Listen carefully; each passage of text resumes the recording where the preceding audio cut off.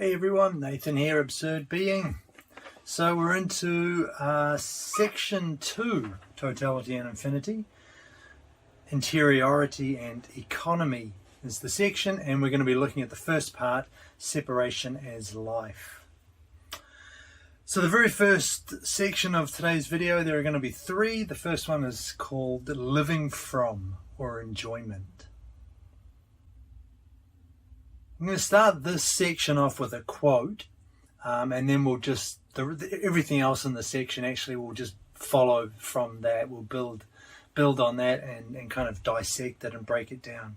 So the quote is, whereas the recourse to the instrument implies finality and indicates a dependence with regard to the other, living from delineates independence itself, the independence of enjoyment and of its happiness. So the first thing I wanted to point out here with regard to this idea of living from or enjoyment is that Levinas makes it clear this is to be distinguished from Heidegger. Heidegger's notion of things, the world and things in the world being tools or implements, which kind of connects it with utility, which connects it with a dependence. So the other, the world, the objects in it are then kind of completely, they reference us. Everything references us. Everything is turned back towards Dasein. So there's nothing, we've talked about this before, there's nothing of the thing itself left in the thing. For Heidegger, everything turns towards us. Everything has ultimately a purpose that depends on Dasein. And Levinas's position is that the world and the things in it maintain a separation. They're not, although they fit into a totality, they get drawn into a totality with us as kind of another point in correspondence to the point that is us. They don't lose their I want to say being, but that's maybe a misleading word. They don't lose their otherness completely. They kind of they're not.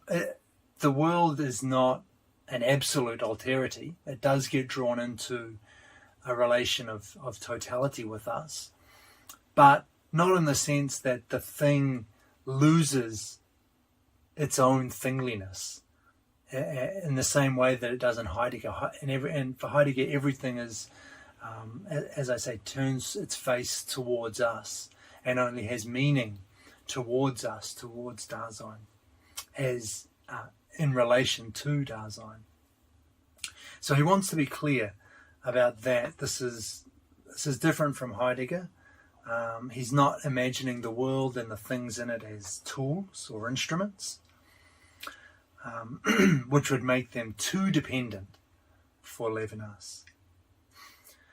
So the second thing I want to point out is this living from, this sense of enjoyment of Levinas's, captures the fact that our original mode of engagement with the contents of our lives is enjoyment.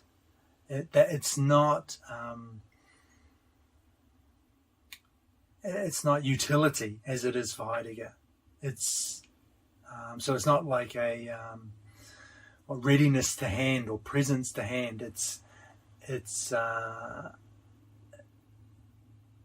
Which already implies some kind of usefulness, right? And which is at the core of Heidegger's philosophy of objects in the world. For Levinas, however, our original mode of engagement is enjoyment. The thing is there and we enjoy it. We don't turn it into anything. It doesn't become something for us in the pursuit of another goal or a project. It's just what it is, and we relate to it, we pick it up, we engage with it, we interact with it in enjoyment. And that's what living from means. That's what Levinas is trying to capture with that expression, living from. And so he says we live from good soup, air, light, spectacles, work, ideas, sleep. These kinds of things he gives as an example of things that we live from. So it's very everyday. It's very common. Right? This is a very everyday side of Levinas's philosophy. And this section that's what it is. It's interiority and economy. So we're dealing with the everyday, the world that we live in, the activities that we engage in, the things that we use. How is this lived? Right. That's what we're talking about here. Living from life. So very simple things, very everyday things. Air, light, work. These are the things that make up our everyday existence. And what's important here is that happiness, enjoyment, the very original mode of our engagement with things, is not the absence of needs. Rather, it's the satisfaction of them. And satisfaction is going to be an important word for us in this video. So immediately we can see that distinguishes him from Stoicism.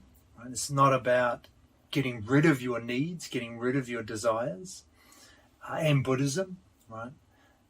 Extirpating those needs, those desires, doesn't result in satisfaction. Satisfaction is accomplishment. Satisfaction comes from accomplishing something. That's where your happiness or enjoyment derives from. And that's actually the word, not satisfaction, accomplishment. That's the word that I'm going to repeat in this video. So happiness is accomplishment. It comes from an I that is satisfied, not one that has eliminated its needs. So that you might, this might lead to the question then, what about the situation where my needs aren't satisfied? When I have unsatisfied needs, then I'm not living in enjoyment then, right? I'm not happy then. But the happiness that Levinas is talking about, the enjoyment that he's talking about, is not a psychological state. It's not a feeling. It's not a mood. And it's also prior to reflection. So this is a deeper kind of sense, a simpler sense in a way. The happiness that Levinas is talking about is the very pulsation of the I. It's one of the ways he describes it. It's what we move in by the simple fact of living. And you can see the examples that he gives, like I said, they're very basic. Air, light, sleep. These are the needs that we satisfy and that give us this sense of enjoyment. In a way, it's almost Epicurean, right? It's kind of the simple pleasures, if you like. But again, it's probably deeper than Epicurus, who was still thinking in terms of the I is there and then is being satisfied. Levinas, like I say, is going deeper than this. It's not a mood. We're not talking about being happy as a feeling. We're talking about your fundamental mode of existence is happiness. And that's because you exist as this I, separated I, which is satisfying needs, which is accomplishing the satisfaction of its needs. And that is what it is to be a human being. That is what human existence is. And it's that makes it the case that when your needs aren't satisfied, yes, you can feel unhappy. You can feel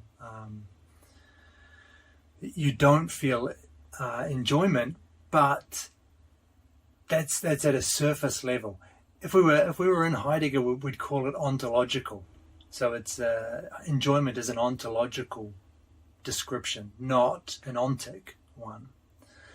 We're not in Heidegger though, so although that does serve to explain it a little bit if you know Heidegger, we're going to completely reject the notion of ontology in a moment. But I think just borrowing that for now makes it a little bit clearer.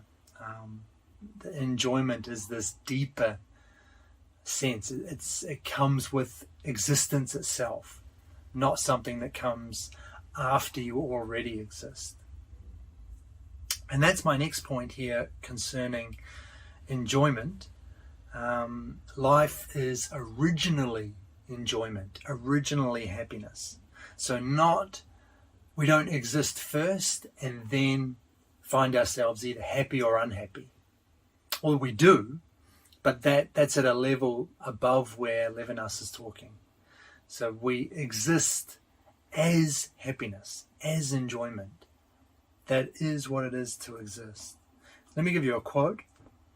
Life's relation with the very conditions of its life becomes the nourishment and content of that life. Life is love of life, a relation with contents that are not my being, but more dear than my being. Thinking, eating, sleeping, reading, working, warming oneself in the sun. Distinct from my substance, but constituting it, these contents make up the worth of my life. So there again, simple things, simple stuff, reading, sleeping, eating, not this is what human existence is at its core, at its most, in a way, it's most banal even. It's what it is just to be a human being. So the contents then, let's just break this quote down a little bit. The contents, he says, are more dear than my being. The reason for that is because they are other. Even though we're in a relation of totality here, the contents, the world, the things in it, the objects that I deal with, they're more dear than my being. They're not reducible to my being because they aren't me. They're not, even though, again, like I say, we're in this relation of totality, they maintain a sense of their ownness, which I'm not kind of exploiting to so that the thing I see is always something for me, always something which I can use in some way, always something to further a project of mine or achieve some kind of goal. That would be reducing them to me, to my being. But they preserve something of themselves, even in this relation of totality. So they're not an absolute alterity. The world isn't an absolute other, but it's not, the things in the world are not completely reduced to my being. So it's not correct then for Levinas for us to say that this is ontology, this is about being, because it's not.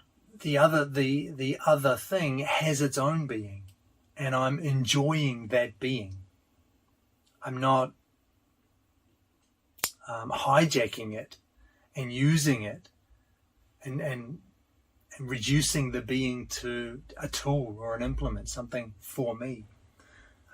It's other, even though it's in that totality, that relation of totality. So that's why he says then, life is beyond ontology. He calls it the exceeding of being. We're going beyond being because my being is not enough here. My being is only one part of this other, this relation, which is a totality. So that's why he rejects this Heideggerian notion of being, of ontology as kind of bedrock philosophy.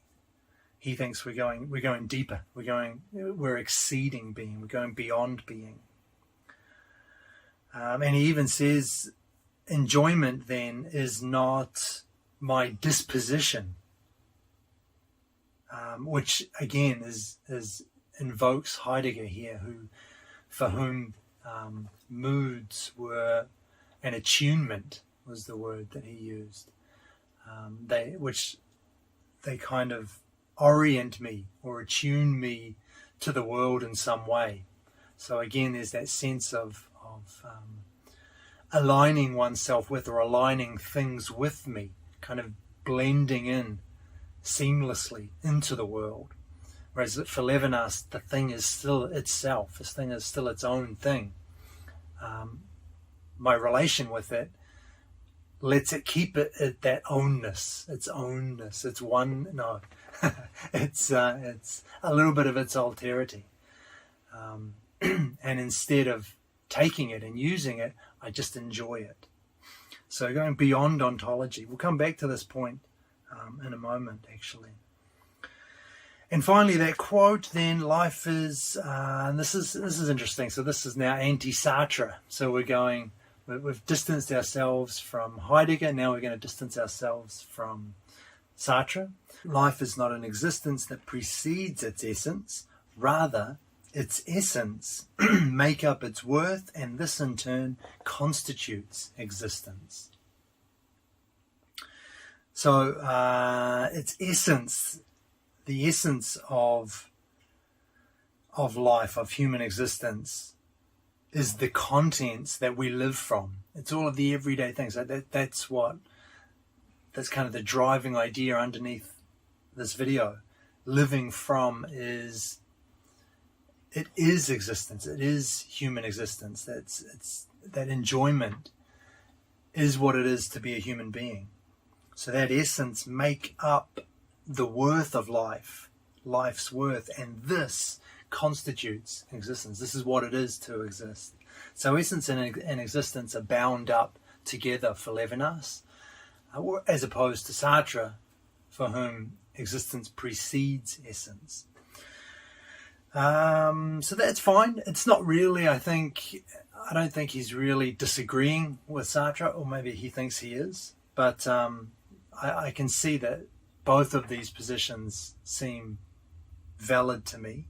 And the reason is that they're kind of treating the word essence in different ways.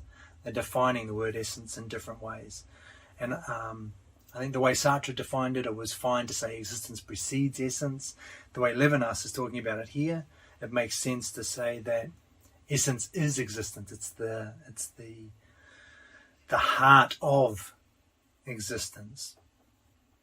So that's cool, but it is interesting. Levinas, throughout the whole book, is always distancing himself from Heidegger in particular, but also Sartre, which is just I think the era that he was in. Those were the big thinkers, and he was just working to forge his own path. So fine, Sartre does the same in Being and Nothingness. It's always a rejection of Hegel, Husserl, and Heidegger, and then his own position. Right, cool. So that's enjoyment anyway. That's kind of the basics of enjoyment there, living from. There's one other thing I want to talk about regarding that quote from the very beginning of the video. And I've kind of talked about it several times up until this point, but we haven't looked at it in detail, is this notion of being in a totality with the world, with other objects, but a totality that still kind of preserves something of the alterity in the other, in the world, and in the objects in the world. So we're talking here about dependence and independence.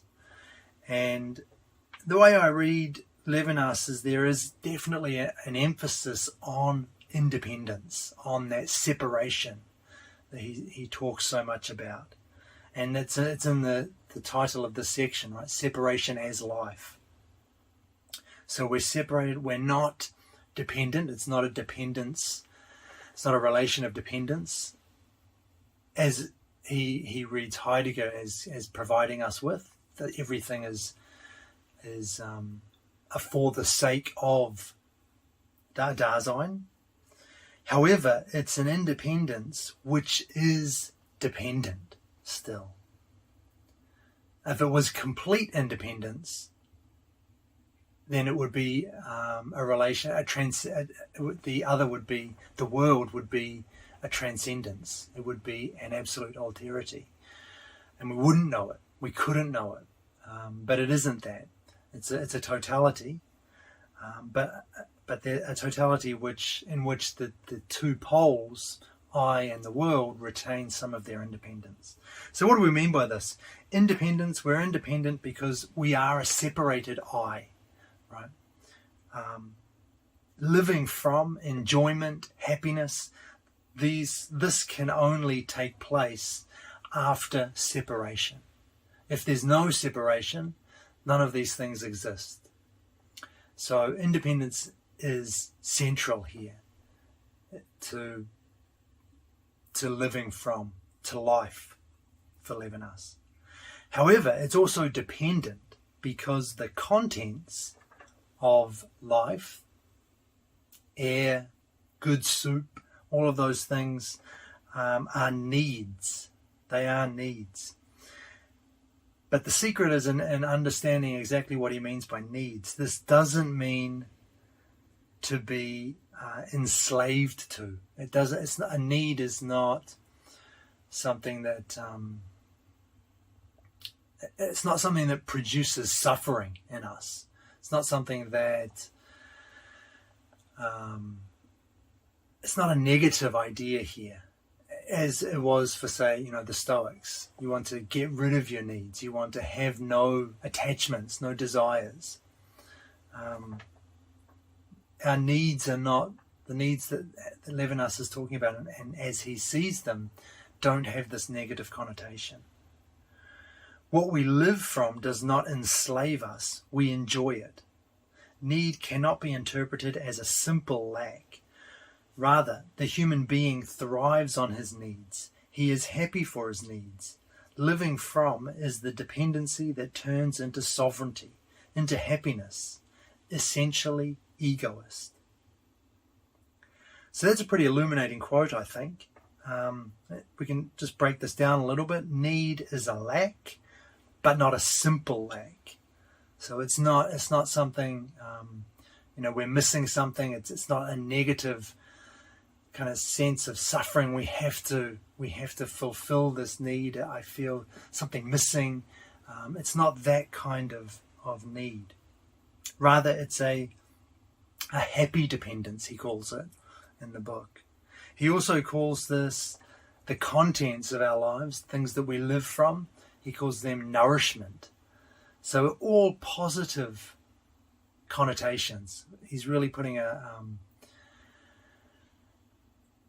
it's cool, actually. It's very different from anything else that from what we usually see in existentialism, which is usually kind of gives a dark picture, a kind of a very kind of negative take on human existence.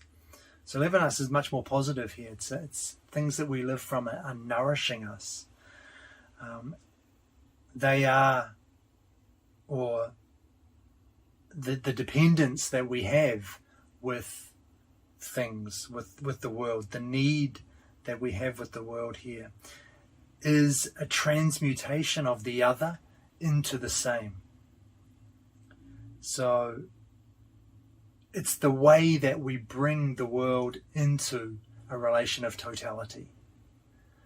We transmute it from the other into the same, not by making everything reference me, not by drawing it in so it no longer has an identity of its own.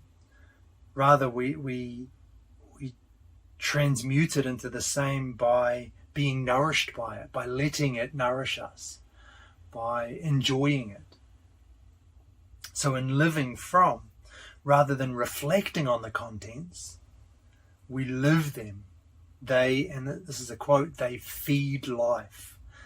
So really a really positive idea there, out of something which is generally taken to be negative, this idea of a dependence. We depend on the world. It doesn't mean that need is always emotionally happy.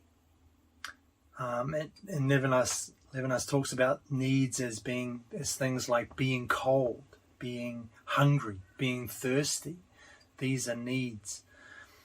So it's not about whether we kind of feel happy or not.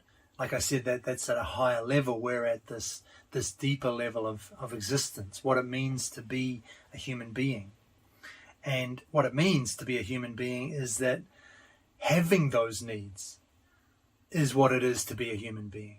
It's only through those needs that the I can exist in the first place. And all of those needs are things that can be satisfied, that we can bring, that we can, that we can use to bring the world into this totality, that we can enjoy through those needs, that we can enjoy the world, that we can make it part of this totality in which they retain that sense of what they are. They don't lose that. But that's the idea. We have these needs, but they're not simple. It's not a simple lack, is in the sense that we're missing something that's always missing. We're missing something, yes, but it's something which can always be satisfied. And it is, it's that very need which lets us enter this relationship of totality with the world. Without it, we wouldn't have we wouldn't be able to engage in the world the way that we do. It's what it is to be a human being. So we're independent and dependent. Living from is a dependency that turns into happiness because we love our needs. We need our needs. Without them, we don't exist. There is no I. But it requires, by definition, an independence. It is by definition egoist, because without separation, there is no I to be happy in the first place. And that is living from, or enjoyment. Let's turn to have a look at need as it relates to time and the body. So this is quite a short section. I'm talking about need arising from this separation, this detachment from the world, this original separation from the world, on which it still nourishes itself, right? So that independence, which is nevertheless dependent, but a happy dependence. So need is what allows us to, I kind of hinted at this in the very end of the last section. Need is what allows us to overcome the alterity of the world through possessing, through working, through having time. So it's through need that we can, and then the accomplishment of those needs, the satisfaction of those needs, that lets us draw the world into this relation, a totalizing relation, to overcome the alterity of the world. But we do it through possessing, working, and through having time. So let's just break this down a little bit with a quote. Need is a dependence across time, a suspension or postponement of dependence, and thus the possibility to break, by labour and by economy, the very thrust of the alterity upon which need depends. Right, so talking about time, let's just to the bottom of this with time. What does he mean by we overcome the alterity of the world through having time? The dependence that we're talking about here, if dependence were instantaneous, then there could be no need, because without need, there's no accomplishment, there's no happiness, there's no nourishment, and the alterity of the world would remain an absolute alterity. We wouldn't be able to bring it into the relation that we have with it. If dependence were instantaneous, if there was no delay between my need and its satisfaction, there would be no sense in which we're interacting, we're engaging with the world. There wouldn't be any means of having a relation with the world. But that's what need gives us, and one of the prerequisites for that is that need not be instantaneous, that there be some separation, temporal separation, a postponement or suspension of that dependence.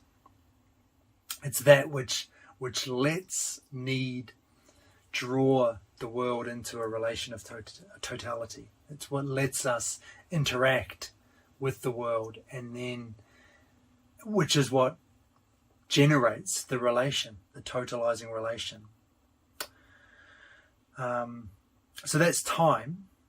And accomplishment also takes place through labor, he talks about.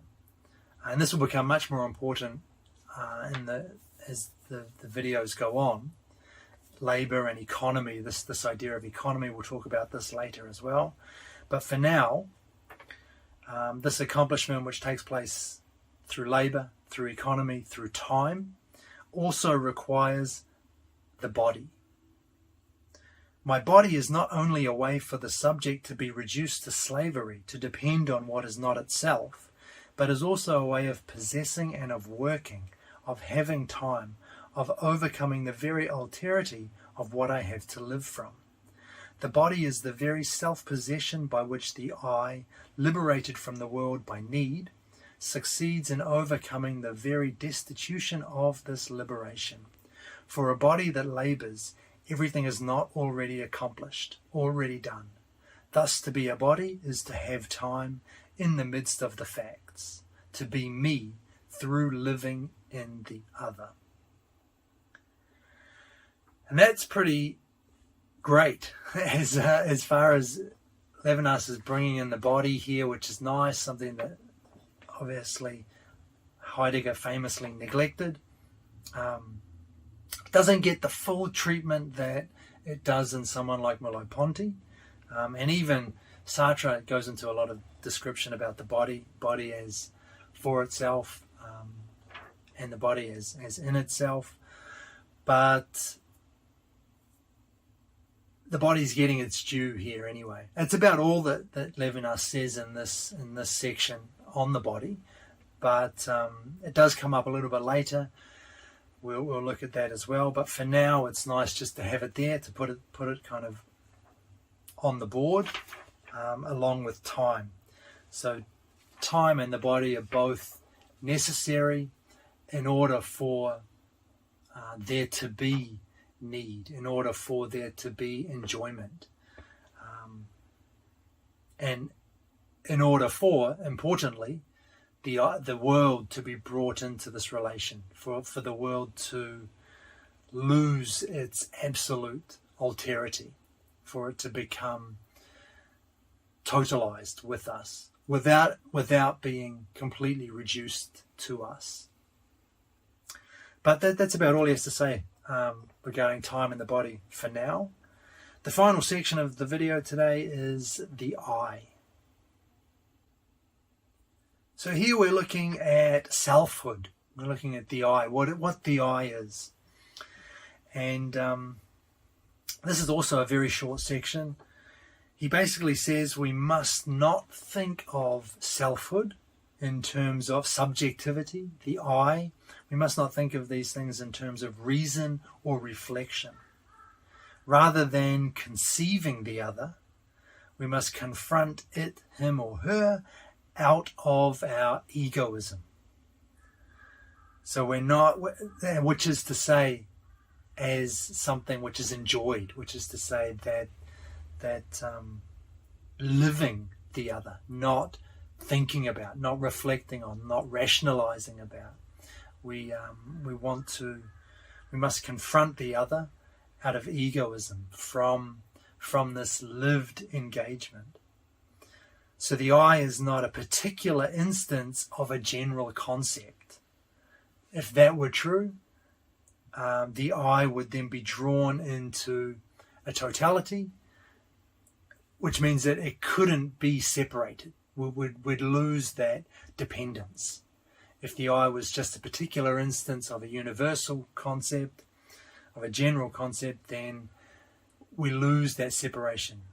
And without the separation, everything else is lost. So reason and reflection, that's not the way to go. Another way that we must not go, another way that we shouldn't think of selfhood in terms of, is ontology. So for Levinas, the I has nothing to do with being itself.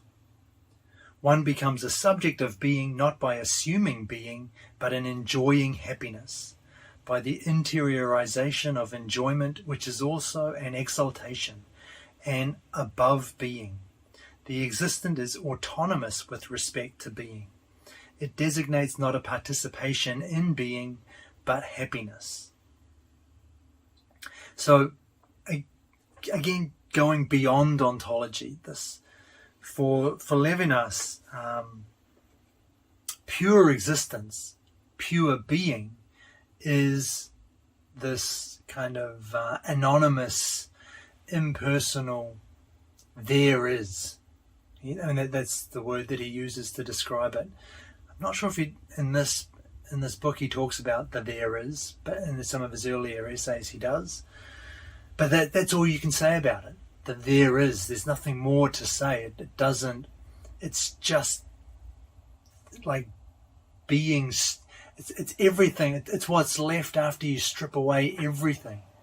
Everything personal, everything specific, everything particular. Then you're just left with this raw existence. And that's what ontology is for Levinas, that pure being. But that can't be what the I is, because the I arises from a separation with that pure existence.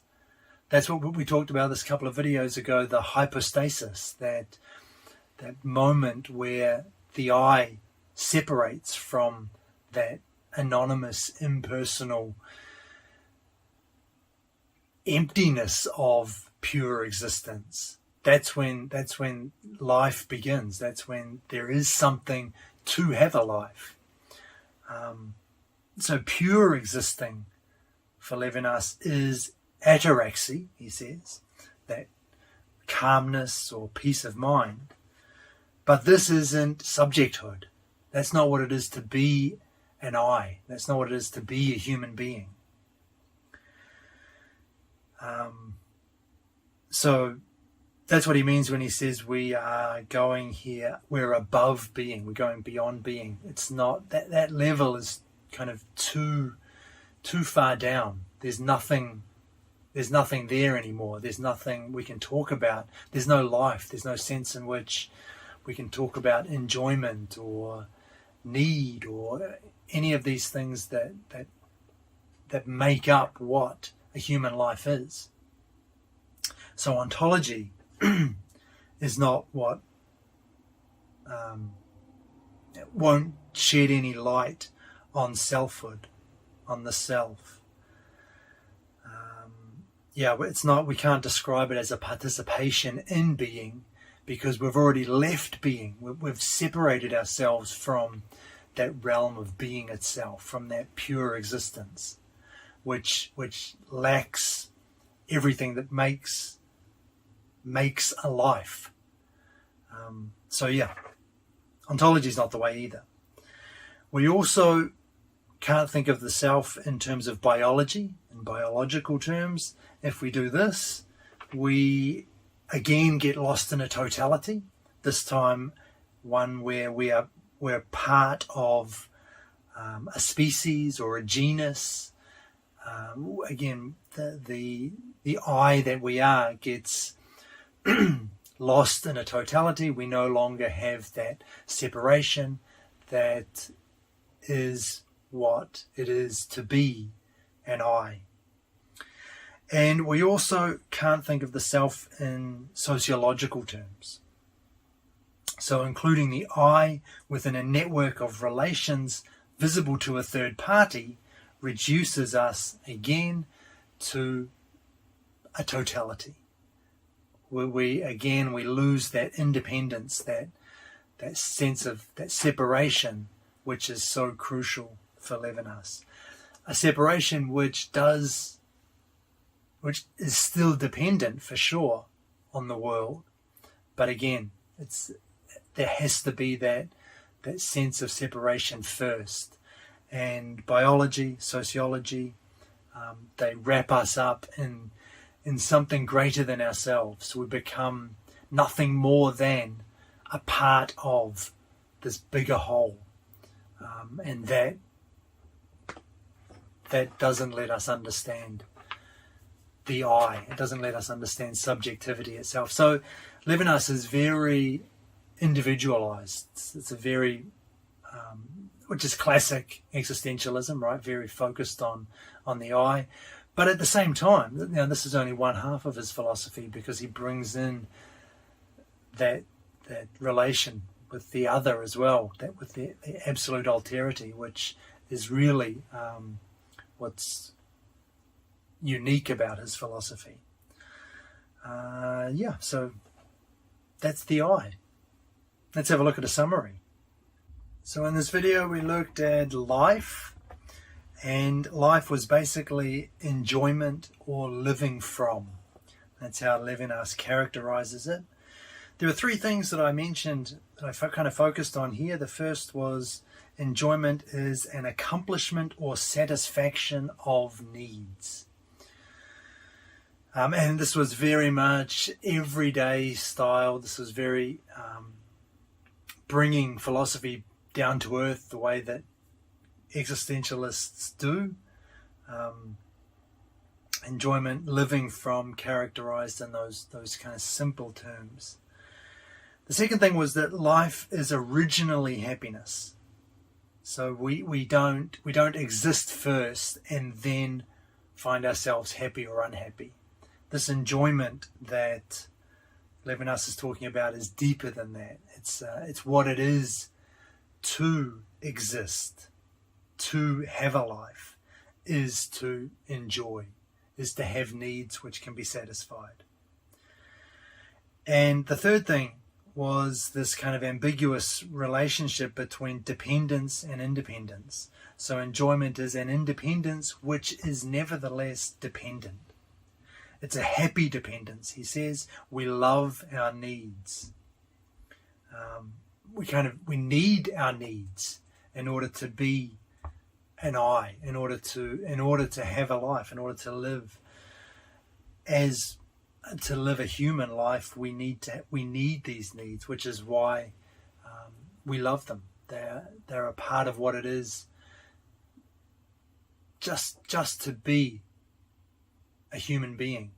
And we might think we want to get rid of them. We might think life would be perfect if we didn't have these needs.